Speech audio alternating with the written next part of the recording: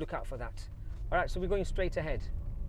Watch your speed coming into the town centre, into this bank street.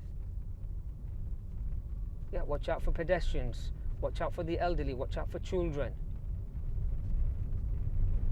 Watch out for the corner there, the person in front is braking, so I'm braking as well. Because people will be walking on this corner, crossing the corner. Like I did mention, it is busy, so watch out for pedestrians walking across the road. We will be turning left at the end of the road.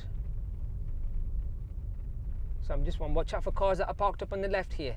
So I just checked my mirrors middle right, moved out to the left, and I'm checking my mirrors middle left, moving to the left, and I'm also signalling at the same time.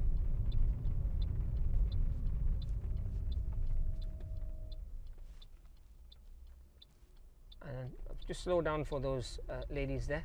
You don't need to in the test, but just be wary. They were already walking close to the road, and I saw the lights, they were red.